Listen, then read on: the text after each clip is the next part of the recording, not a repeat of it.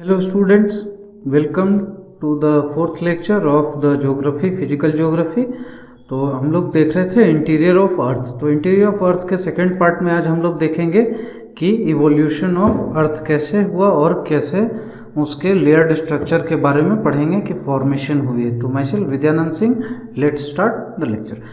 तो हमें जो अर्थ के इंफॉर्मेशन मिलते हैं इंटीरियर के बारे में वो डिफरेंट सोर्सेज से मिलते हैं। कुछ उसमें डायरेक्ट होते हैं, कुछ इनडायरेक्ट सोर्सेज होते हैं। तो डायरेक्ट सोर्सेज में मेनली जो है सो तीन फीचर्स ये हैं, तीन सोर्सेज इंक्लूडेड हैं। उसमें माइनिंग है, डीप ओशन ड्रिल है और वोल्केनिक एरप्शन है।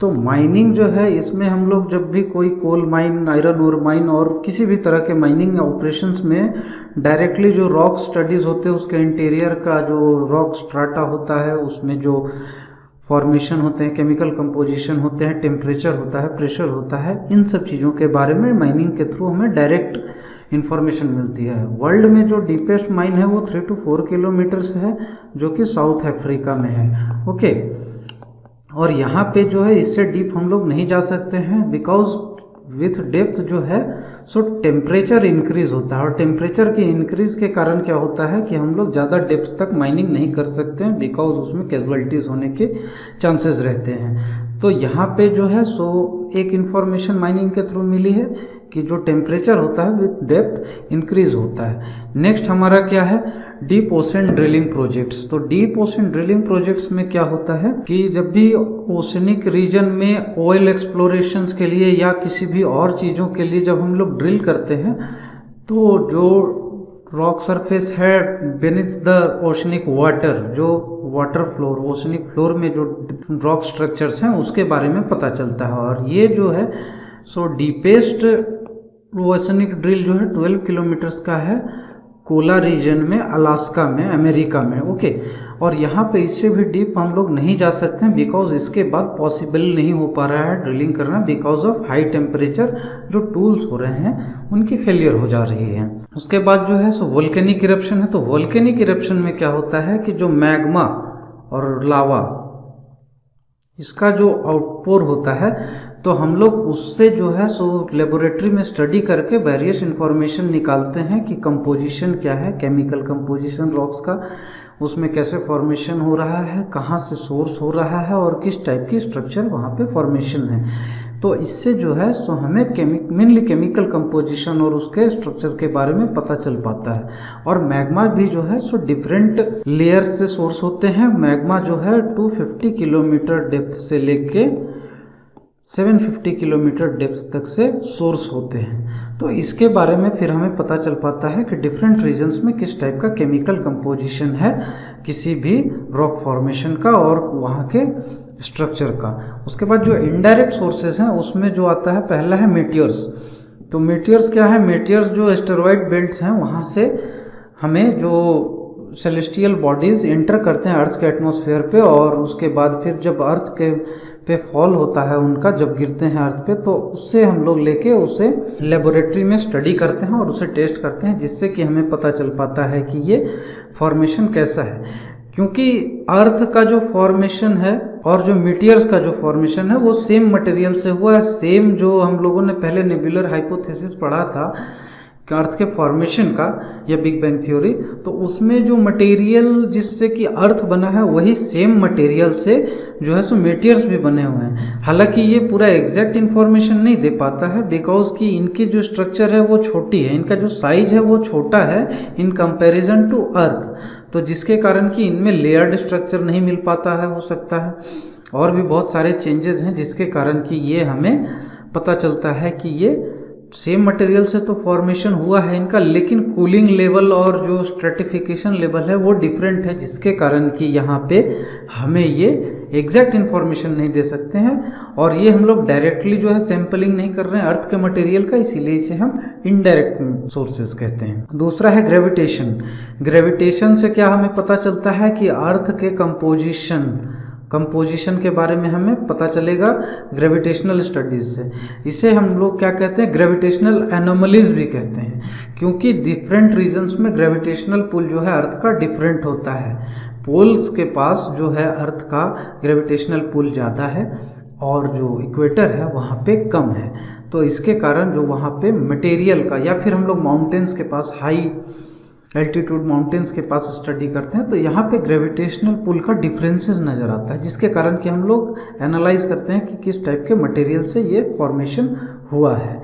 नेक्स्ट है मैग्नेटिक फील्ड। मैग्नेटिक फील्ड से भी हम लोग स्टडी करते हैं मटेरियल्स का, उससे कि हमें पता चलता है कि मटेरियल का फॉर्मेशन कैसा है और वहाँ पे जो है सो किस टाइप के स्ट्रक्चर्स पाए जाते हैं। उसके बाद सिस्मिक एक्टिविटी है। सिस्मिक एक्टिविटी जो है कि एक मेजर सोर्स है अर्थ के इंफॉर्मेशन को जानने के लिए, क्योंकि सिस्मिक एक्टिविटी से ही हमें लेयर्ड स्ट्रक्चर का पता चला है अर्थ के, और इसी के स्टडी से हमें कहाँ पे लिक्विड फॉर्मेशन है, कहाँ पे सॉलिड फॉर्मेशन है, कहाँ पे सेमी सॉलिड फॉर्मेशन है, ये सारी चीज़ें पता चल पाई हैं। तो नेक्स्ट देखते हैं कि अर्थ का लेयर्ड स्ट्रक्चर कैसा है। तो यहाँ पे जो है सो हमें कंप्लीट पिक्चर मिल रही है लेयर्ड स्ट्रक्चर की, और ये सिस्मिक एक्टिविटी से मेनली पता चल पाया है। तो जब भी फॉल्ट्स के पास जब एनर्जी का रिलीज होता है तो सिस्मिक एक्टिविटी होती है। सिस्मिक एक्टिविटी के कारण क्या है कि हम लोग उसके जो सिस्मोग्राफ पे स्टडी करते हैं कि कहाँ पे किस इंटेंसिटी में मिल रहा है, क्या सिस्मिक वेव्स की मूवमेंट की स्पीड है, क्या उसका डायरेक्शन ऑफ चेंज है, उसके थ्रू हम लोग ये लेयर्ड स्ट्रक्चर के बारे में जानकारी पाते हैं। तो जहाँ पे भी जो फॉल्ट है या जहाँ पे भी जो अकरेंस होता है सिस्मिक वेव्स के रिलीज का, जहाँ पे उत्पत्ति होती है, उसे हम लोग कहते हैं फोकस या फिर हाइपोसेंटर। ये हमेशा जो है बेनीथ द अर्थ सरफेस होता है, और वो जब अर्थ सरफेस पे पहुंचता है, तो जब भी जो अर्थ सरफेस है तो कहीं पे भी इंटीरियर में अगर जो सिस्मिक एक्टिविटी होगी तो उसको सरफेस पे आने में जो टाइम लगेगा, तो जो परपेंडिकुलर डिस्टेंस है अर्थ के सरफेस तक पहुंचने का, ये मान लीजिए फोकस हो गया, तो परपेंडिकुलर डिस्टेंस पे जो है पहुंचने में सबसे कम टाइम लगेगा।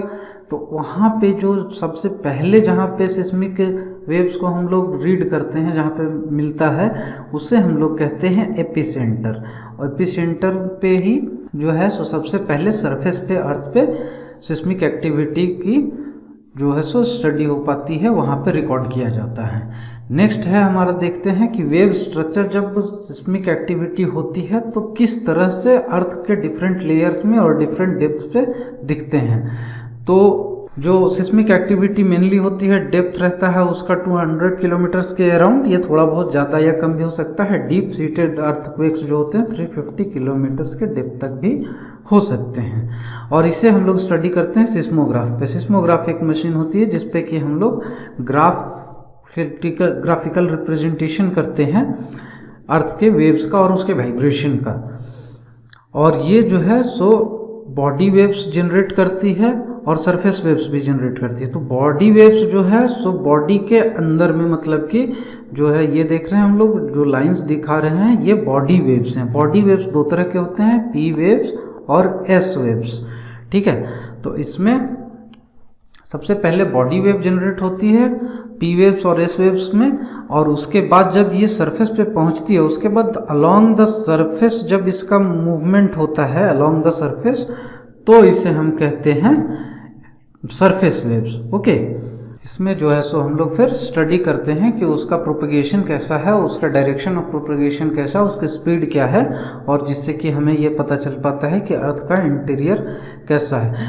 तो जो पी वेव्स हैं, वो पी वेव्स जो हैं सो सॉलिड, लिक्विड या फिर गैस, तीनों मीडियम में ट्रेवल कर सकते हैं। तो उसके कारण क्या होता है कि आप ये देख रहे हैं पी वेव्स जो है सो यहाँ पे 0 to 105 डिग्री तक दिख रहा है, उसके बाद फिर 145 डिग्री से 180 डिग्री क्लॉकवाइज में और एंटी क्लॉकवाइज में भी 145 से 180 डिग्री तक के रेंज में मिल रहा है। और ये जो 105 से 145 डिग्री का जोन है, ये शैडो जोन है, यहाँ पे कोई भी वेव्स हम लोग स्टडी नहीं कर रहे हैं। ये जो है पी वेव का है। तो पी वेव का ऐसा स्ट्रक्चर जब हमने देखा तो उसके बाद हमने एस वेव की भी स्टडी की। एस वेव की स्टडी में हमें पता चला कि एस वेव्स जो हैं सो 0 डिग्री से लेके 105 तक ही मिलते हैं, उसके बाद एस वेव का कंप्लीट शैडो जोन होता है। इससे हमें क्या पता चला कि यहाँ पे बीच में आउटर कोर में और स्टेनोस्फेयर के रीजन में कहीं पे भी तो यहाँ पे लिक्विड फॉर्मेशन है, लिक्विड फॉर्मेशन है जिसके कारण कि एस वेव जो है सो उसमें ट्रेवल नहीं कर पाई और वो वैनिश हो गई, और जहाँ तक जो है सो हमारा सॉलिड स्ट्रक्चर था लेयर का वहीं तक एस वेव का फॉर्मेशन हुआ और वहीं तक जो है सो हमें इसे रिकॉर्ड कर पाए। तो उसके बाद फिर हमने जब इसकी वेलोसिटी की स्टडी की तो पता चला कि जो एस पी वेव का वेलोसिटी है वो पहले इंक्रीज होता है विद डेप्थ, फिर बीच में डिक्रीज होता है, फिर इंक्रीज होता है। तो उसमें क्या पता चला कि अगेन कि लिक्विड स्ट्रक्चर है बीच में और सॉलिड में इसका ये फॉर्मेशन जो होता है उसमें स्पीड की सिस्मिक वेव है उसकी स्पीड बढ़ जाती है। नेक्स्ट देखते हैं हम लोग। तो ये जो है सो पी वेव, एस वेव और सरफेस वेव्स का, और ये ग्राफिकल रिप्रेजेंटेशन जो हम लोग देख रहे हैं इसमें पी वेव, एस वेव, जैसे पी वेव है लीस्ट ट्रेमर, उसके बाद एस वेव इसमें थोड़ा सा ज़्यादा वाइब्रेशन है, और सरफेस वेव ये सबसे डिस्ट्रक्टिव होता है और इसी में सबसे ज़्यादा शेकिंग ऑफ ग्राउंड और अनइवन सेटलमेंट ऑफ ग्राउंड होता है, मतलब कि सरफेस लेयर का अर्थ का होता है। तो सबसे पहले पी वेव जो है सो सरफेस पे पहुंचती है, जिसे प्राइमरी वेव्स कहते हैं। ये साउंड के सिमिलर होता है, ठीक है, और ये पैरेलल टू प्रोपेगेशन वाइब्रेट करता है, यानी कि अगर पी वेव इस डायरेक्शन में मूव कर रहा है तो इसकी वाइब्रेशन भी इसी डायरेक्शन में होगी। जबकि सेकेंडरी वेव जो है ये सॉलिड मटेरियल में सिर्फ ट्रेवल करता है और इसकी जो वाइब्रेशन होती है परपेंडिकुलर टू प्रोपेगेशन होती है, यानी कि एस वेव अगर इस डायरेक्शन में प्रोपेगेट कर रहा है तो इसकी वाइब्रेशन परपेंडिकुलर होगी डायरेक्शन ऑफ प्रोपेगेशन के। और लास्ट जो रिपोर्ट हम लोग करते हैं वो सरफेस वेव करते हैं, क्योंकि जो सरफेस वेव जनरेट होता है वो पी वेव और एस वेव के सरफेस पे पहुंचने के बाद जैसे हम लोग कभी पानी में जब पत्थर फेंकते हैं तो देखते हैं कि वेव्स चारों डायरेक्शन में ट्रेवल करते हैं, सेम वैसा ही सरफेस वेव जहाँ पे एपी सेंटर होता है वहाँ से फिर चारों डायरेक्शन में ट्रेवल करता है। तो ये एस वेव का फॉर्मेशन होता है और लास्ट रिपोर्टेड रहता है, और मैक्सिमम डिस्ट्रक्शन इसी के कारण होती है, क्योंकि यहाँ पे देख रहे हैं जो इसका एम्पलीट्यूड ऑफ वाइब्रेशन है वो बहुत ज़्यादा है, जिसके कारण कि ये बहुत ज़्यादा ग्राउंड शेकिंग करता है। नेक्स्ट जो है टाइप्स ऑफ अर्थक्वेक। तो अर्थक्वेक कितने टाइप्स के होते हैं? तो सबसे पहले जो हम लोग देखेंगे कि टेक्टोनिक अर्थक्वेक। टेक्टोनिक अर्थक्वेक क्या होता है कि लिथोस्फेरिक मूवमेंट, यानी कि प्लेट टेक्टोनिक्स के कारण, लिथोस्फेरिक प्लेट्स का जब भी मूवमेंट होता है तो उसके कारण जो है सो हमारा टेक्टोनिक अर्थक्वेक होता है। उसके बाद वोल्केनिक अर्थक्वेक है, जब भी वोल्केनिक इरप्शन होता है और वायलेंट वोल्केनिक इरप्शन होता है तो उसमें फिशर टाइप जब वोल्केनिक इरप्शन होता है तो उसमें जो है सो ज़्यादा डिस्ट्रक्शन नहीं होगा और ज़्यादा अर्थक्वेक नहीं होगा, क्योंकि वो फ्लूइडिक मैग्मा रहता है। लेकिन जब वही अर्थक्वेक जब सेमी सॉलिड और जो विस्कस टाइप ऑफ मैग्मा रहते हैं उसमें जब रहता है तो बहुत वायलेंट इरप्शन होता है और उसमें जब हुआ सो अर्थक्वेक की इंटेंसिटी ज़्यादा रहती है। उसके बाद कोलैप्स अर्थक्वेक है। कोलैप्स अर्थक्वेक क्या होता है? मेनली माइनिंग रीजन में होता है। ओके, माइनिंग रीजन में क्या होता है कि जब भी जो अंडरग्राउंड माइनिंग रहते हैं उसमें जब रूफ कोलैप्स होता है माइंस का तो उसके कारण जो है सो ट्रेमर्स यानी कि शेकिंग ऑफ ग्राउंड क्रिएट होता है और उसके कारण अर्थक्वेक होता है। उसके बाद एक्सप्लोजन अर्थक्वेक है। जब भी हम लोग high intensity bombs, nuclear bomb, hydrogen bomb और ये सब चीज़ों का जब भी टेस्ट करते हैं या उसकी एक्सप्लोजन होती है तो उसके कारण भी अर्थक्वेक क्रिएट होता है। उसके बाद जो है तो रिजर्वायर इंड्यूस्ड अर्थक्वेक का जो है सो सबसे बड़ा एग्जाम्पल है हमारा जो अकोला रीजन का था। अकोला रीजन में जो हमारा डैम है वहाँ पे एक रिजर्वायर है जिसके कारण कि जो ओवरलोडिंग ऑफ वाटर हुआ, ओवरलोडिंग ऑफ वाटर के कारण क्या हुआ कि जो स्ट्रेस था लिथोस्फेरिक प्लेट्स पे वो बढ़ गया और उसके कारण जो है सो वहाँ पे उनका जो इक्विलिब्रियम स्टेट था लोड का और जो फ्रिक्शन का, उसके कारण वो डीस्टेबलाइज हो गया और उसके कारण वहाँ पे अर्थक्वेक हो गई और इसे ही कहते हैं रिजर्वायर इंड्यूस्ड अर्थक्वेक। तो अर्थक्वेक को मेज़र करने का जो हमारा ये है स्केल्स हैं, दो हैं, एक मैग्नीट्यूड स्केल है और दूसरा इंटेंसिटी स्केल है। मैग्नीट्यूड स्केल जो है वो रिक्टर स्केल है, इसमें हम लोग कितने इंटेंसिटी की जो अर्थक्वेक है इसको मेज़र करते हैं, और मैग्नीट्यूड स्केल में जो है सो हम लोग 0 to 10 मेज़र करते हैं जो कि एक लॉगरिदमिक स्केल है। इसमें जो है सो नेक्स्ट लेवल का यानी कि 0 से 1 का जो रहेगा तो ये 10 टाइम्स हाइयर रहता है। फिर अगर 1 से 2 हो गया तो यानी कि वो 100 टाइम्स हो जाएगा इनिशियल पोजीशन के, यानी कि इससे 10 गुना ज़्यादा। तो ये हमारा मैग्नीट्यूड मेजर करने का स्केल है। और दूसरा है मर्कली स्केल जिसमें कि हम लोग इंटेंसिटी मेज़र करते हैं, और ये हम लोग मेज़र करते हैं through the observation of destruction. कितना डिस्ट्रक्शन हुआ उसके थ्रू हम लोग ये मेज़र करते हैं, और इसमें हमें पता चलता है कि कितना जो है सो हमारा डिस्ट्रक्शन हुआ है। ये स्टडी करते हैं 1 to 6 लेवल पे। ओके, नेक्स्ट हम लोग देखते हैं कि इफेक्ट्स ऑफ अर्थक्वेक। तो इफेक्ट्स ऑफ अर्थक्वेक क्या है? पहला है ग्राउंड शेकिंग, यानी कि ज़मीन का हिलना। दूसरा है differential settlement of ground. Differential ground settlement में क्या होता है कि जब भी शेकिंग ऑफ ग्राउंड होता है तो जो लिथोस्फेरिक प्लेट्स हैं उनके बीच में ये डिफरेंशियल सेटलमेंट होता है, यानी कि कुछ ज़मीन ऊपर आ जाती है, कुछ ज़मीन नीचे चली जाती है। उसके बाद लैंडस्लाइड्स एंड मड स्लाइड्स होते हैं, यानी कि जब भी वहाँ पे इक्विलिब्रियम डिस्टर्ब होगा शेकिंग के कारण तो वहाँ पे लैंडस्लाइड और मडस्लाइड आएंगे।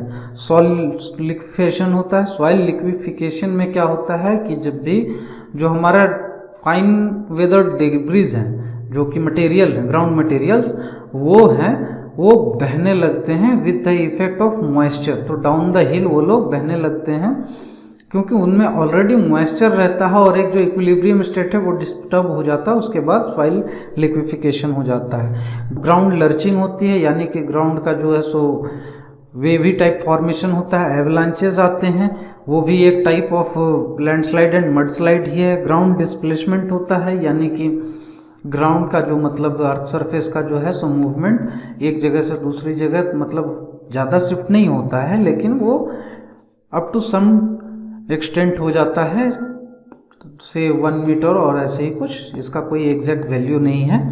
उसके बाद floods from the dams and leave failure. Dams जब भी ग्राउंड शेकिंग होगा तो उसमें जो है सो वेव फॉर्मेशन होंगे। मान लीजिए कि ये इनिशियल लेयर है वाटर का, जब शेकिंग होगी तो एक बार इस डायरेक्शन में मूव करेगा, एक बार इस डायरेक्शन में मूव करेगा, और उसके कारण क्या है, जो डैम के वॉल हैं उस पर ज़्यादा प्रेशर आएगा, उससे डैम फेल्योर हो सकता है। लीव फेल्योर कहते हैं कि जब भी हमारा जो रिवर वगैरह जो भी हैं वो फ्लो करते हैं तो उसके बैंक्स में लीव का फॉर्मेशन होता है, यानी कि एक बैंक टाइप रहता है जो कि उसको वाटर के जो फ्लो है उसको एक रेंज में रखता है। और ये जब ग्राउंड शेकिंग होती है तो ये लीव फेल्यूर हो जाता है, जिसके कारण कि फ्लड्स आ सकते हैं। फायर भी हो सकता है। फायर होने के कारण होते हैं कि जैसे जब भी बिल्डिंग्स के कोलैप्स होते हैं तो उसमें जो भी अंदर में एग्जिस्टिंग फायर मटेरियल्स हैं उसके कारण हो सकता है स्ट्रक्चरल कोलैप्स, यानी कि जब भी हमारा जो ग्राउंड शेकिंग होगा तो बिल्डिंग्स और वगैरह की डिस्ट्रक्शन होगी। फॉल ऑफ ऑब्जेक्ट, कोई भी चीज़ जो हायर हाइट्स पे रखे हुए हैं वो गिर सकती हैं। सुनामी, इसके बारे में आप लोग सब जानते हैं और ये हम आगे पढ़ेंगे भी कि सुनामी कैसे आता है। ये जब डीप सीटेड ओशन में, ओशनिक वाटर में जब भी जो है सो अर्थक्वेक आता है, भूकंप आता है, तो उसके कारण जो वाइब्रेशन क्रिएट होता है वाटर में, तो ये वेव्स क्रिएट करता है, और ये वेव्स जो हैं जो कि सुनामी का रूप ले लेते हैं। तो यहाँ पे हमारा 4th लेक्चर ख़त्म होता है। Thank you very much for watching the video. और आप लोग किसी भी क्वेरीज़ के लिए इन सब नंबर्स पे कांटेक्ट कर सकते हैं और हमारे वेबसाइट को भी विजिट करें। Thank you very much. Have a nice day.